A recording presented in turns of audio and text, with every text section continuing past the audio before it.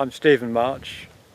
We're at our farm in Little Hawksley near Colchester on the Essex-Suffolk borders, and I'm standing in a crop of hybrid silage ley, which was seed supplied by Cotswold seeds and sown last October. We sow the grass seed for production of haylage, specifically for the equine market.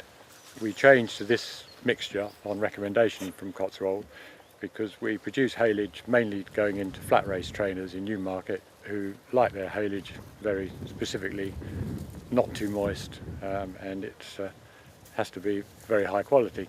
This particular crop we tried this year and we've been very pleased with it because the yield was very good, and we took over 100 tonnes off of 11 acres, which I think was nearly a record for our production. The crop is then cut again for second cut, and that's what I'm standing in now. It'll be cut in about 10 days. We then graze it up until October, November time with our suckler cows. The crop was drilled in October and rolled, and then fertilised in March with about 70 to 100 kilograms a hectare of nitrogen. And this is our sort of standard management for the haylage leys. We try to get the nitrogen on early so that we don't cut them too close to the any nitrogen applications, because we don't want residual nitrates in the crop.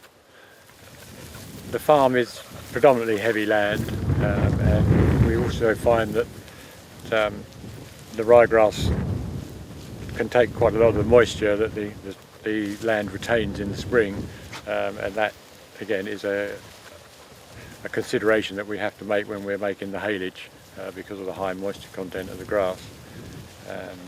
This wouldn't be quite such a problem on a lighter land farm, but you may not get the benefit of such a high first cut yield.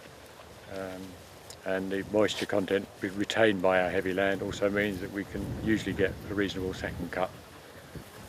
The previous mixtures that we'd used, we found that some of them were difficult to make the haylage that we need because they dry out too quickly in the field, and the key to what we're doing now is to trying to get an even crop of very consistent dry matter and to fulfill the market that we are supplying. And this mixture was recommended by Cotswold as something that we would do that. Being a hybrid ryegrasses, they're quite robust. They hold a lot of moisture when they're very young and cut, but they dry very slowly and evenly, and we can work it with a tedder depending on what the weather is doing and get it to the consistency that we need. Check it with a moisture meter, and when it's ready to go, we bale and wrap and go.